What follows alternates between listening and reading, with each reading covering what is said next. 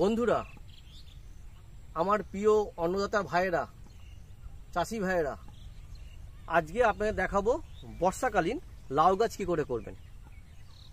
এটা দেখছেন, এটা লাউ গাছের ক্ষেত আছে, লাউও দেখছেন ধরে আছে ভেতরে, আপনাদের ভেতরে নিয়ে গিয়ে দেখাবো। তাই লাউ গাছ আপনারা কিভাবে করবেন, কখন করবেন এবং কিভাবে শুরু করবেন, সেই ব্যাপারে আপনাদের আজকে আমি জানাবো। বন্ধুরা, এই লাউ গাছ আপনাদের করার টাইম বলছি, অনেকে ধরুন এই আষাঢ় মাসে বসাবে, আমি অনেককে বলবো আষাঢ় মাসে না, আপনি লাউ গাছটা শ্রাবণ মাসে বসান, অন্ততপক্ষে 15 তারিখে বাদে। কেন আমাদের বাঙালিদের মধ্যে এই লাউ গাছের লাউ খাওয়ার ব্যাপারে ভাদ্র মাসে একটা রেস্ট্রিকশান আছে। সাধারণত বাঙালি বলতে গেলে সেই হিন্দু বলুন চাই মুসলিম বলুন, সকলেই এড়িয়ে যায় এই ভাদ্র মাসটা, তারা লাউ কেউ খেতে চায় না। হয়তো কোনো আমাদের হয়তো আবহাওয়াগত বা পরিবেশগত কোনো অসুবিধা বা শারীরিক অসুবিধার জন্য হয়তো আমরা এটা মানা করি। আর লাউ এমনি ঠান্ডা জিনিস আর ভালো ফসল। তা আমি এই চাষি ভাইদের বলবো, আপনারা লাউটা কবে লাগাবেন। এই যে লাউ গাছটা দেখছেন, এই লাউ গাছটা হয়ে গেছে, লাউ গাছটা কিছু ধরেও আছে, আর লাউ গাছটা বিভিন্ন যে রোগ পোকার সমস্যা আছে সেই ব্যাপারেও আপনাদের সাথে আলোচনা করব। এই লাউ গাছটা লাগানো হয়েছে জ্যৈষ্ঠ মাসের একদম প্রথম দিকে, আবার কেউ কেউ বৈশাখ মাসেও লাগিয়েছে, বৈশাখ মাসে 15 তারিখে বাদে। তখন আপনারা বলবেন বৈশাখ মাসে তো প্রচণ্ড অত তাপের মধ্যে কী করে লাউ গাছ হবে। একদম সত্য কথা বন্ধুরা, তার মধ্যেও কষ্ট করে অনেকে লাউ গাছ করে নিয়েছে। কেন এই ভাদ্র মাসটা সবাই এড়িয়ে যেতে চাইছে। এই ভাদ্র মাসটা আমি বলবো, আপনাদের অনুরোধ করবো, আপনারা যেন ভাদ্র মাসটা এড়িয়ে যাবেন। ভাদ্র মাসটা আপনারা সাধারণত লাউ চাষ করবেন না। কেন আপনাদের ফসল যখন ভাদ্র মাসে কি উঠবে, সেই ফসলটা আপনারা দাম বিশেষ পাবেন না। বাজারে বা হাটে নিয়ে গেলে সেই জিনিসটা নিয়ে ছেলে খেলার বস্তু হিসেবে হয়ে যাবে এবং বিক্রি করার সমস্যা হয়। একমাত্র নন বেঙ্গলি যারা আছে তারা কিছু খায়, আর কেউ আছে জোরজবস্তি খায়। সাধারণত লাউ আমাদের দিকে বিশেষ চলে না। আর লাউ জলজ জিনিস, দূরে কোনো পরিবহন করবেন সেই উপায়ও নেই। 2-3 দিনের মধ্যে লাউ নষ্ট হয়ে যায়, তার গায়ে দাগ এসে যায়, সেটা বিক্রি করার সমস্যা হয়ে যায়। তাই বন্ধুদেরকে বলবো যে আপনারা লাউ গাছটা বৈশাখ মাসে 15 তারিখের পর থেকে লাগাবেন, ওটা একদম উপযুক্ত সময় এবং খুব কষ্ট করে হলেও সেই সময় গাছটা তৈরি করে নেবেন। আর সেই সময় গাছে আপনারা বলবেন হ্যাঁ বিভিন্ন রকম রোগ আছে। হ্যাঁ রোগ আছে, একটা কৃমি পোকা বলে একটা রোগ আছে, চাষিরা কৃমি পোকা বলে। বিভিন্ন রকম পোকা মাকড় বিটেল খুব আমদানি হয় এবং লাউ গাছের ছোটো চারার ডগার মাথা পাতাগুলো একদম কুকড়ে ছোট করে দেয়। ছোট করে দেওয়ার পরে সেই পাতাগুলো আর খোলে না, সেই আস্তে আস্তে গাছটা লাস্টে মৃত্যুর কোলে ঢলে পড়ে। তা বন্ধুরা বলবো এইটার উপায় আছে, এবং আপনারা এই যে পোকার আছে এই পোকাটা আপনারা ছাড়িয়ে এই রোগটা আপনারা তৈরি করতে আপনার গাছটা তৈরি করে নিতে পারেন। কী কী দিতে হয় বলবো বন্ধুরা, আপনার ফিপ্রোনিল ব্যবহার করবেন, অ্যাসিটামাইড একসাথে ব্যবহার করবেন, জাম্প বা অ্যাডমেয়ার, অথবা শুধু মাত্র ফিপ্রোনিল ব্যবহার করবেন, তাতেও আপনার ক্লিয়ার হয়ে যাবে। অথবা শুধু আপনার ইমিডাক্লোপিড ব্যবহার করবেন, তাতেও আপনারা এই রোগটা থেকে আপনারা নিজেদেরকে মুক্ত করতে পারবেন। আপনার বন্ধুরা গাছটা হয়ে যাবে। এবং লাউ গাছে আপনারা একটু জোরালো সার দেবেন, লাউ গাছের জোরালো সার লাগে। রাসায়নিক সারের জন্য বলছি, আপনারা বন্ধুরা 14-35-14 ডিএপি, পটাশ, 15-15 সুফলা, এগুলো আপনারা খুব ব্যবহার করতে পারেন। এগুলো আপনারা খুব ভালো কাজ দেবে। আর এই যে লাউ গাছটা দেখছেন, এই লাউ গাছটা আপনারা গোল গোল পাতা দেখছেন। লাউ গাছের সাধারণত 2 রকম পাতা হয়, একটা গোল পাতা হয়, একটা কাটা পাতা হয়। এই গোল যে পাতা হয়, এই গোল পাতাগুলো হচ্ছে তিলে লাউ। তিলে লাউ বলতে গেলে আমাদের দেশীয় যে লাউ হয়, সবুজ লাউয়ের মধ্যে ছিটছিট থাকে তিলে লাউ। এইটা বন্ধুরা আছে, এটা হচ্ছে আপনার লম্বা লাউ আছে, বোতল লাউ আছে আমাদের, এটা আছে লম্বা তিলে লাউ, আর একটা গোল তিলে লাউ। তা বন্ধুরা এই ক্ষেতটা লম্বা তিলে লাউয়ের ক্ষেত আছে, এর পাতা গোল। আর যে পাতাগুলো আপনার এরকম কাটা কাটা থাকবে, সবই হাইব্রিড, এটাও হাইব্রিড আছে। আর সাদা যে লাউ বলছে সেটাও হাইব্রিড আছে।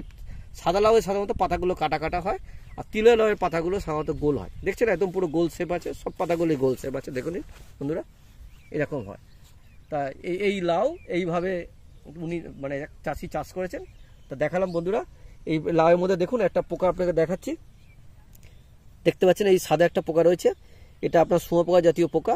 এই পোকাগুলো আপনার সাধারণত এই যে লাউয়ের যে ফুল দেখছেন, এই ফুলটা ফোটার দেখুন ভেতরে আর এক ধরনের পোকা একটা আছে, এই পরাগগুলো খেয়ে নেয়। আর লাউয়ের সাধারণত পরাগ খেয়ে নেওয়া হয় বলে বিভিন্ন জায়গায় সাদা ফুলের সাধারণত এগুলো সন্ধ্যেবেলা পরে সাধারণত ফোটে, তাই এগুলো সকালবেলার দিকে সমস্ত পরাগটাই খেয়ে নেয়। আর মৌমাছি সাধারণত সাদা ফুলে একটু কম আকৃষ্ট হয়, আসে না, সেই জন্য সাধারণত পরাগ মেলা হয় না। তাই বেশিরভাগ জায়গায় সমস্ত মানে আমাদের এই বিভিন্ন অঞ্চলের চাষিরা সাধারণত এই বুদ্ধির কাজটা করে। তারা সন্ধেবেলায় মুখে এসে সমস্ত ফুল তারা ছুঁয়ে যায়, পরাগ মিলন করে দিয়ে যায়, যেরকম পটলে করা হয়।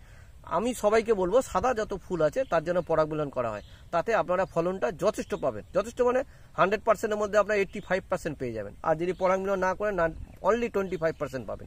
75% আপনার জালি লস হবে এবং ফুলটাও লস হবে। তা বন্ধুরা বলবো এই কাজটা অবশ্যই করবেন। আর এই যে গাছের আপনাদের বিভিন্ন রকম সমস্যা হচ্ছে, দেখাচ্ছি আপনাদের কিছু গাছ লাউয়ের সব জায়গায় একই রকম সমস্যা। এই গাছ ঢলে পড়া, গাছের পাতা কুকড়ে যাওয়া। দেখুন বন্ধুরা এই গাছটা কিরকম ঢলে পড়েছে, দেখুন গাছটা পাতা কিরকম ঢলে পড়েছে। এবং এই ঢলে পড়া কখন হবে, এই দেখুন এখানে জালি, যখন লাউ গাছটা জালি আসে তারপরেই গাছটা ঢলে পড়ে, এইটাই হয়। ফল নিয়ে ঢলে পড়ে মরে যায়। তো বন্ধুরা এই ঢলে পড়া মরার এই রোগের আমি সমস্যার সমাধান বলতে পারবো না। হাইব্রিড যে জাতগুলো আছে, হাইব্রিড জাতগুলো দেখেছি এই লাগানোর পরেই এই সমস্যা, সে সাদা লাউ হোক চাই তিলে লাউ হোক, সব সময় দেখেছি এইগুলো। কোনো ক্ষেত্রে দেখেছি একদম মরে একদম পুরো সব লাট হয়ে গেছে, কোনো গাছই বিশেষ নেই। এরকম চাষিরা খুব মানে যাকে বলে আপনার ক্ষতির সম্মুখীন হচ্ছেন। তাই এই আমি বলবো বন্ধুদেরকে অনুরোধ করব বা চাষি ভাইদের অনুরোধ করব, আপনারা যেন পারলে ঘরের বীজ, দেশি বীজ লাগাবেন। তাতে গাছ বড় হয়, ফল একটু কম হয় বটে, কিন্তু এই ঢলে পড়ার সমস্যা হবে না আপনার। তাতে হয়তো ফলন হয়তো ওটা হয়তো 100খানা আপনি লাউ তুলতে পারবেন, এটা হয়তো আপনি 60টা তুলতে পারবেন, 60টা 65টা। তবু বলবো আপনার গাছটা পড়বে না, দীর্ঘস্থায়ী গাছটা হবে এবং আপনি ভালো ফলন পাবেন এবং আপনি লাভের আশা দেখবেন। তা বন্ধুরা বলবো, আপনারা বলতে পারবেন তো এর কি রোগ আছে। আমি বন্ধুরা এই রোগের ব্যাপারে আমি কি বলবো, এই গাছটা আসে ঢলে পড়ে মরে যায়, এবার তো কোনো কৃমি বা অন্য কোনো পোকা আছে কিনা যায় না। কারণ এর মধ্যে আমরা লেদা পোকার ওষুধ আমরা ব্যবহার করে দেখি, তাতেও কাজ হয়নি। ইমিডাক্লোপিড ব্যবহার করি, তাতেও কাজ হয়নি। আপনার সাদামাছি যেসব আছে অ্যাসিডিয়ামাইড, ইমিডাক্লোপিড যেটা বললাম ব্যবহার করে, তাতেও হয়নি। ফিপ্রোনিল ব্যবহার করে দেখেছি, অন্তর্বাহী ওষুধ, তাতেও হয়নি। মানে দেখেছি তার সাথে ছত্রাকনাশক ব্যবহার করি, তাতেও কভার হয়নি। বন্ধুরা এটা ঢলে পড়া রোগ, এটা আপনার ভাইরাস জাতীয় রোগ বলবো না, এটা ব্যাকটেরিয়া জাতীয় রোগ বলবো। কিন্তু ভাইরাস জাতীয় রোগ হলে পুরো জমিটাই হয়, কিন্তু পুরো জমিটাই হয় না, কিছু কিছু অংশে এরকম হয়ে যায়। আর প্রথমে নিচের পাতাগুলো প্রথমে হলুদ হওয়া শুরু হয়, হতে হতে উপর দিকে হয়। আর একটা হয় গাছের ফাটা রোগ। দেখুন বন্ধুরা এই গাছটা কিরকম ফেটে গেছে, দেখুন ফেটে গেলে রস বেরোচ্ছে। বন্ধুরা এই ফাটা রোগ থেকেও গাছ অনেকে ন্যাকড়া জড়িয়ে দিয়ে এখানে সাধারণত ফাটা রোধ করা যায়। তা বন্ধুরা সাধারণত হয় না, কোনো গাছ আবার কোনো রকমের জোর করে বেঁচে যায়, তাতে হয়তো ফল হয়ে যায়। কিন্তু বন্ধুরা এই একটা রোগ আছে, এটা সাধারণত ফাটা রোগটা আমি দেখেছি সেচের অভাবে বা গরমের কারণে, গরমের কারণে সেচের অভাবে হয়। আর কোনো সময় থেকে অতি বর্ষায় অতি রস শোষণের ফলেও হয়। তা বন্ধুরা এই সমস্যাগুলো রয়েছে। এবার দেখবো যে এই গাছটা কীরকম ফলন দিতে পারে, কেন এই গাছটা আমি দেখছি যথেষ্ট জালি আছে। আর দেখুন বন্ধুরা এখানে এগুলো সব আছে, এখানে সব পুরুষ ফুল আছে এগুলোতে, এখানে দেখুন সব জালি রয়েছে। আর আমরা একটু ভেতরে যাব, ভেতরে গিয়ে দেখবো যে কীরকম এর চাল মানে কীরকম হয়েছে লাউ। দেখুন বন্ধুরা এখানে এই লাউ গাছটা ডগায় পড়েছে, এটা উপরে তুলে দেওয়া দরকার। দেখুন এখানে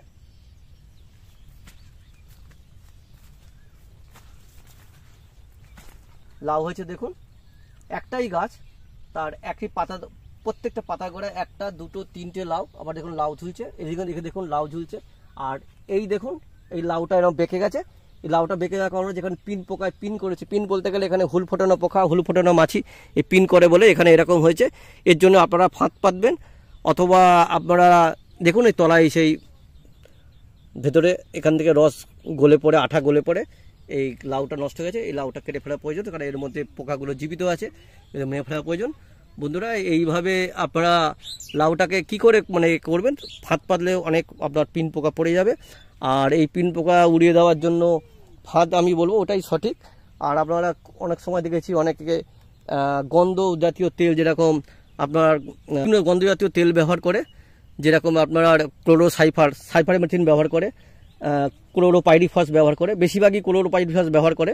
তাতে গন্ধ পোকা সাধারণত আসে বা পিন করে না, কিন্তু ফসলগুলো সাধারণত তাতে বিষাক্ত হয়। লাউ এমনি আপনার হচ্ছে কম বিষাক্ত যাকে বলে ফসল, এতে বিশেষ কীটনাশক লাগে না, তবু এখন খুব কীটনাশক ব্যবহার হচ্ছে, যেটা শরীরের পক্ষে খুবই মারাত্মক। আর বন্ধুরা আরেকটা দেখাচ্ছি, আরেকটা দেখুন এই গাছটা দেখুন, এই পাতা উল্টো দিকে যাওয়া, এটা হচ্ছে ভাইরাস গঠিত রোগ। দেখে নিন এই রোগটা লাউয়ের হয়, এই পাতা ঠিক উপর দিকে উল্টে গিয়ে এরকম কুকড়ে যায়। আর নিচের দিকে কুকড়ানো হলে আপনার ছত্রাক জাতীয় মানে ছত্রাক আক্রমণের কথা বলা হয়। এটা ভাইরাস আক্রমণ হয়েছে তাই অবস্থা। এই দেখুন পাতাগুলো দেখুন, পাতাগুলো পুড়ে যায়। এই গাছটা আপনার সাধারণত দেখছি ডগাগুলো বলছে ভালো হয়েছে, কিন্তু বেশিরভাগ ক্ষেত্রে দেখা যায় এই গাছটা আপনার লাস্টিং করে না, মানে টেকে না। এই গাছটা আপনার তুলে ফেলে দেওয়াই প্রয়োজন আমি মনে করি। বন্ধুরা আপনারা এইভাবে লাউয়ের প্রাথমিক পর্যায়ে বর্ষাকালে এইভাবে চাষ করবেন, তাতে আশা করি আপনারা উপকার পাবেন। আর এই আপনারা মানে আমার এই উপদেশগুলো মানবেন, তাতে মনে হয় লাভই হবে, আপনাদের ক্ষতি হবে না। বন্ধুরা আপনাদের আর একটা ক্ষেত দেখাচ্ছি, আসুন আপনাদের দেখাচ্ছি এই ক্ষেতটা। এই ক্ষেতটা দুরকম মিশ্র লাউ চাষ করা হয়েছে।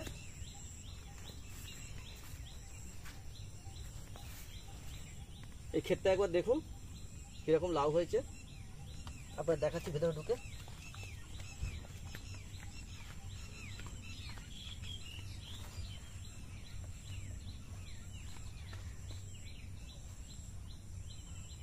দেখুন বন্ধুরা কিরকম হয়েছে। এখানে লম্বা তিলে লাউ আছে আর সাদা লাউ আছে, বোথ আর হাইব্রিড। এখানে হাইব্রিড লাউই আছে। এখানে গাছ মরার সংখ্যা কম, কারণ জমিটা অনেকদিন পড়েছিল আর জমিটা আওতায় উনি এই চাষটা করেছিলেন চাষি। এইটা আপনার উনি লাগিয়েছিলেন চৈত্র মাসে 15 তারিখে, তাই এখন ফুল হারভেস্ট করছেন উনি। দেখে নিন লাউয়ের কিরকম লাউ হয়েছে। বন্ধুরা দেখুন কিরকম লাউ হয়েছে, লাউয়ের ফলন কিরকম। পুরো ক্ষেতটা আপনার দেখাচ্ছি, একবার দেখে নিন পুরো ক্ষেতটা। লাউ হবে তো এরকম লাউ। আর লাউয়ের বাজার দর এখন মোটামুটি ভালো, 25 টাকা ন্যূনতম পাইকারি বাজার দর। কেন আষাঢ় শ্রাবণ মাসে এরকমই দাম হয়, এবং এই লাউয়ের দর কোনো কোনো সময় 50 টাকা অবধি পৌঁছে যায়। এবার যদি অতি বর্ষা হয় তাহলে এই লাউয়ের দাম আরও বৃদ্ধি পাবে। ধরে রাখুন 50 টাকা অবধি লাউয়ের দাম একটা পিছে পৌঁছবে। আশা করি তাতে মানে চাষি লাভবানই হবে। আর দেখুন এরকম সুন্দর লাউ হয়েছে, আপনারা এরকম সুন্দর লাউ করবেন, এরকম সুন্দর লাউই সঠিক। এবং আপনাদের বললাম কৃত্রিম পরাগ মিলন এই কাজটি অবশ্যই করবেন। এবং এই লাউ গাছে বিশেষ যত্ন দেওয়া লাগে না, একটু লেদা পোকা আর একটু আপনাদের বললাম যে মাছি আছে সেই জাতীয় পোকা, সেগুলোই ডিস্টার্ব করে। আপনাদের বলেছি ফলের মাছির জন্য আপনারা কী দেবেন, লেদা পোকার জন্য কী দেবেন সেটা আপনারা বলেছি। লেদা পোকার জন্য যে কোনো আপনারা স্পিনোসাইড বা ওই জাতীয় বা কোনো আপনারা যেহেতু ফলের মাছি ওষুধ দিচ্ছেন তাতেও লেদা পোকা চলে যাবে, কোনো অসুবিধা হবে না, আর লাউটা হারভেস্টিং হবে। তা বন্ধুরা আপনারা এইভাবে বর্ষাকালীন লাউ এইভাবে চাষ শুরু করবেন। আর চ্যানেলটা আপনাদের বলছি সমীর দ্য প্ল্যান্ট প্রোটেক্টর, আমি সমীর বলছি। যদি আপনাদের এই ভিডিওটা উপকার লাগে আপনারা অবশ্যই লাইক করবেন, অনেক অনেক শেয়ার করবেন, এবং অবশ্যই চ্যানেলটা সাবস্ক্রাইব করতে ভুলবেন না। সমীর দ্য প্ল্যান্ট প্রোটেক্টর আপনার জন্য বন্ধুরা সাথেও পাশে আছে।